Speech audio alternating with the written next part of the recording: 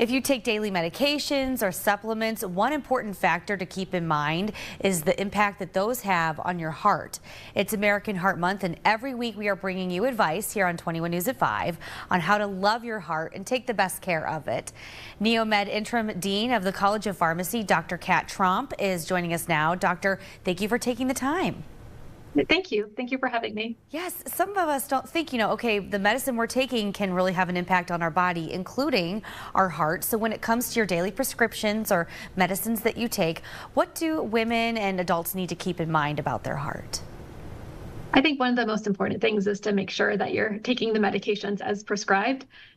Sometimes people will skip taking their medications, or they'll take half their medications and just not take it every day as they're supposed to. So I think following those instructions and making sure you're maintaining your health is going to be most important. What would you notice if something was having an adverse reaction on the heart? What are some symptoms? Yeah, sometimes you can notice dizziness or lightheadedness, or on the other side, you can also notice a headache if your blood pressure is getting too high. And sometimes you can feel some heart palpitations as well. Okay. Now, do vitamins or supplements also potentially have an impact on your heart, and does it matter if you mix them with medications? Typically, your vitamins and minerals don't have much of an impact on your heart. So most of the research has showed that they're not necessarily beneficial, but they can actually be harmful if you're taking them in too high of a doses.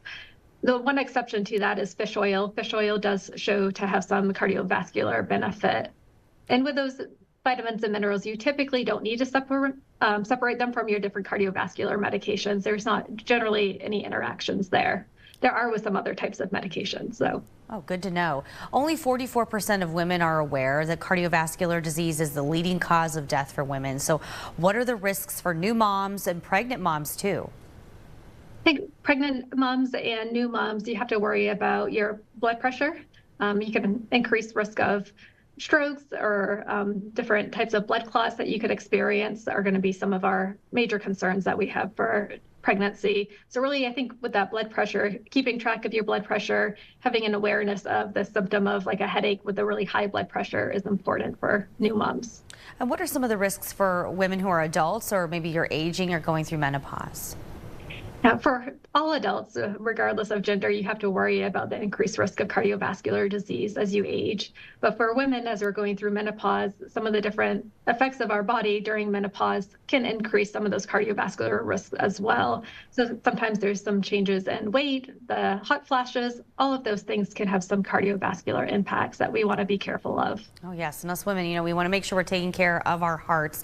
You have a big event coming up in April. It's the Go Red for Women event, April 24th. Can you share more about what attendees are going to learn if they go to this?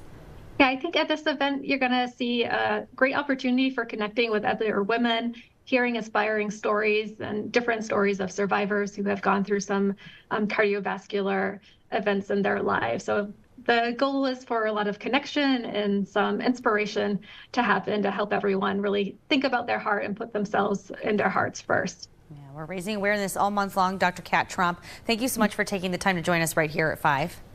Thank you so much for having me.